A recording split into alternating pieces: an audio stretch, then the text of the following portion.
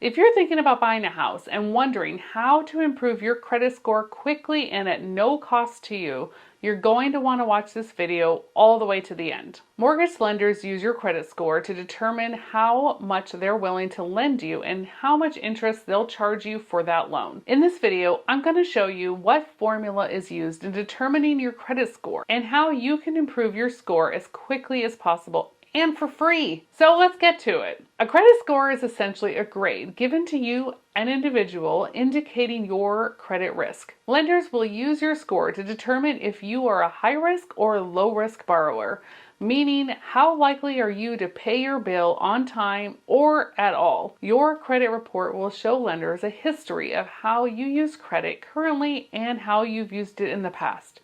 Your credit cards, personal loans, student loans, car loans, pretty much any money you've borrowed will have a spot of information on your credit report.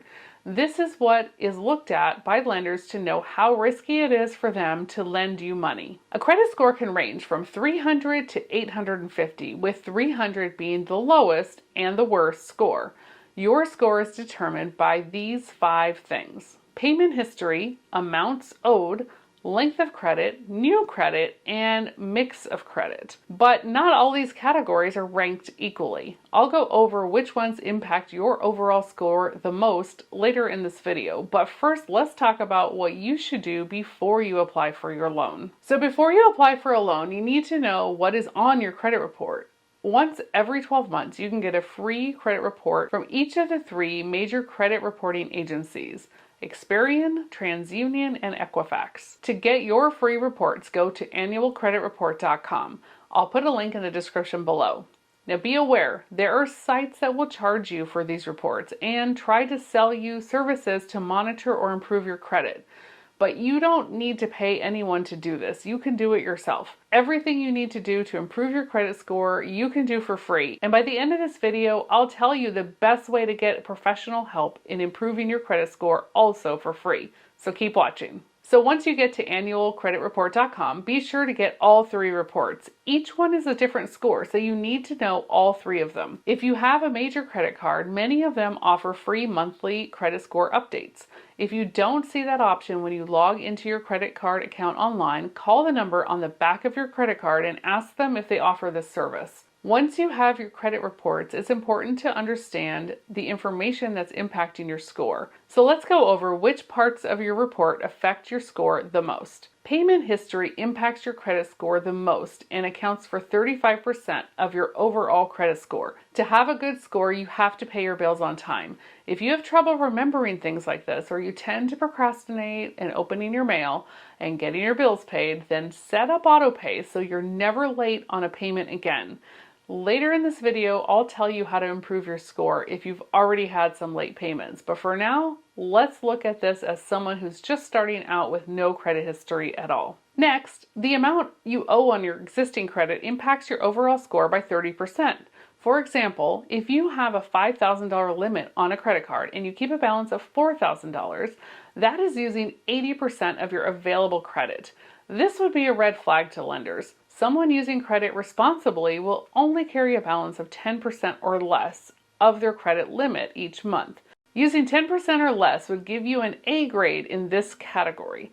And remember, this accounts for 30% of your overall credit score. So I like to think of it like this. To get an A in this category, you should never carry a balance higher than 10% of your limit. That means that on a credit card with a limit of $5,000, you would never have a balance carried over to the next month of more than $500. To get a B grade, you should not carry over a balance greater than 30% of your limit. That means no more than $1,500 balance carried over to the next month. And to get a C grade, you should not carry a balance more than 50% of your credit limit, which would be $2,500 on a credit with a limit of $5,000. Now, if you're carrying a balance, remember the amount you owe will go up every month that you carry a balance because the interest will be added to your account. And that is like having a whole other bill.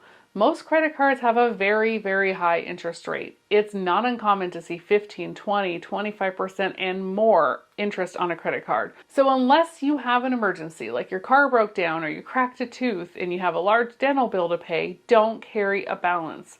Wanting to buy new shoes is not an emergency unless maybe the heel broke off on the one and only pair of shoes that you own. New clothes, not an emergency. Fancy dinner out, not an emergency. Don't let your balances creep up. Remember, the goal should be to pay off your balance every month or keep it at least below 10% of your limit to get the best credit score. Credit cards are not the only debt that affects your credit score. Your balances on car loans, student loans, personal loans will also impact your score and also increase your debt to income ratio. Remember, the more debt you have, the higher your debt to income ratio, which means the less mortgage that you can get and the less house that you can buy. And isn't that the ultimate goal, to get your house and get the loan? I'll go over debt to income ratio more in another video, so be sure to subscribe to my channel. Now, let's look at length of credit. How long you've had credit also impacts your credit score. If you just got your very first credit card 3 months ago and have paid each bill on time, that's fantastic. But lenders like to see a longer credit history. So even if you stop using a card, keep the account open. Don't close it right away unless it's costing you an annual fee. So you can establish a longer credit history. Length of credit accounts for 15% of your overall credit score. Okay, now let's talk about getting new credit. Just applying for a new credit account can negatively impact your credit score too. It sends up red flags to lenders if you've applied for several credit cards or loans within a short period of time. Every time you apply for a new credit, there is a hard credit pull on your credit report, and every time that happens, your credit score is impacted. It'll lose a few points. The only way to raise your score in this category is to stop applying for new credit and let some time pass. So it's really important to not apply for new credit. The new credit part of the formula accounts for 10% of your overall score. Now, have you ever noticed when you're out and about shopping and oftentimes the first question that the person ringing up your items asks you is, will you be paying with this on your store credit card? It's usually department stores like Macy's and Nordstrom's and stores like TJ Maxx, Old Navy, Kohl's, those types of stores. While the store employees are trained to encourage customers to apply for a store credit card, what you may not realize is that they're incentivized to get as many credit applications from customers as possible. The store will have contests to see which employees can get the most credit applications completed that month to win prizes or bonuses. They will entice you as you're checking out with a discount for applying. They'll even tell you that it doesn't matter if you get approved or not because it doesn't matter to them. They just want you to turn in the application and win the contest. And they'll probably still give you the discount even if you're not approved for credit. These stores often offer discounts on your purchase for completing the application. So let's say you're spending $100 and they'll give you a 10% discount for applying for the card. Well, that's $10 saved. But don't do it. It will cost you more in the long run since it will reduce your credit rating, which will then take months to get it back to where it was. And then you'll have additional open credit lines too, which won't really help. Now, it's not always a bad thing because if you have zero credit at all and you need to start building your credit history, it might be okay to open one store account to get your credit history going. But it would be better to open one major credit card instead, like a Visa or MasterCard. With a major credit card, you can at least use it for necessities like purchasing gas and groceries and maybe even paying utility bills online. Things that you have to buy anyway and have to spend your money on anyway. That way you can build up your credit history by using credit for things that you already are going to buy, and you're not spending additional money you didn't really need to shopping for clothes. The last part of the credit score formula is your mix of credit. That is different types of debt. Now, don't go out and buy a car just to get a different type of loan to increase your credit score. Now, if you need to buy a car, you could consider getting a loan for an amount you can afford to pay off in a shorter amount of time, say 6 months or a year, or at the very least to pay it off before you get to the point of buying a house. You could also take out a personal loan and not even use the money to buy anything. Just make payments for about 6 months and get it paid off as quickly as possible. That way the mix of credit is on your credit history. Now, this will come at a cost because interest will be added to the loan, but you could pay off a large portion of it at the beginning so that your interest costs are lower.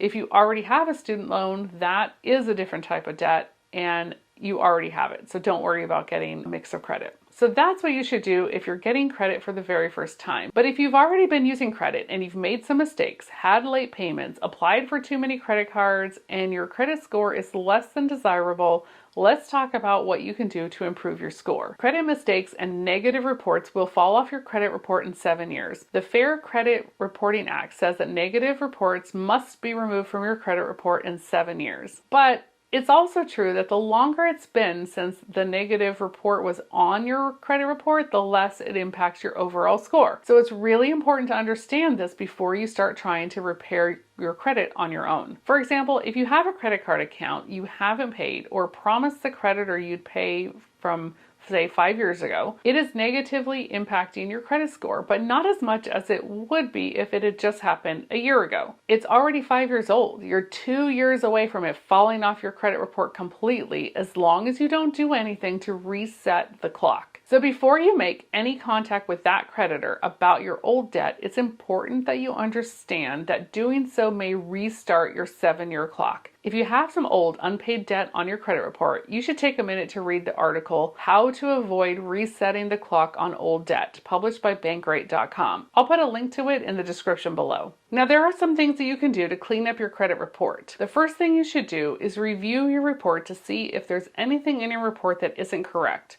You can dispute any inaccurate reports with the credit reporting agencies. Your creditor has 30 days to respond to your dispute. If they don't respond, it will be removed from your credit report. If you had late payments in the past and are now paying on time, you could always ask your creditor if they'd consider removing the negative report from your credit, especially if it was just a one-time forgotten payment, which was very unusual for you. Or maybe you had a job loss and you just couldn't pay at that time. They may consider removing that negative report for you. If you're offering to pay your account off in exchange for a negative report to be removed from your account, be sure to get that in writing before you pay. And pay it by check. Do not give them access to your bank account to take that payment from you electronically, or give them your checking account number. You don't want to give them the ability to take money from your account that maybe wasn't the amount you agreed to. Now, if you have bad credit or no credit, how do you begin to establish or reestablish credit? Well, if you've been turned down for a credit card for no credit history or bad credit history, you can open what's called a secured credit card. A secured card is open when you put an amount of money on deposit, say $500, and the credit card company gives you a credit card with a limit up to that amount. You still have to make payments when you charge something. But what this does is it establishes a credit account that shows how you use credit and that you're able to pay it on time each month. Over time, you will increase your credit score and establish a good credit history and be able to graduate up to a typical credit card account, getting your deposit back eventually. I'll put links in the description of some options for opening a secured credit card. Now, if you need help getting your credit score improved, let's go over your options next. You've probably heard of credit repair companies, but I wouldn't recommend working with a credit repair company. Instead, what I suggest is you apply for a mortgage and ask your lender to guide you through the process of improving your credit history. The reason is, if qualifying for a mortgage to buy a home is your ultimate goal, your mortgage lender is the best person to help you get there. They know exactly what you need to do to improve your score to get qualified for a mortgage. And because they know what the lender wants to see on your credit report, they are your best resource to improve your credit score as quickly as possible. Plus, it won't cost you any money for their expert advice. They get paid once you get your mortgage loan and buy your house. Now, I'll put links in the description below for the credit reporting agencies I mentioned in this video, the secured credit card options, and the article that you should read about resetting your debt clock. And if you'd like a referral to my preferred mortgage lender, I'll put a link for them as well. Now, if you found this video helpful, you're going to want to click and watch this one next. And I'll see you in the next video.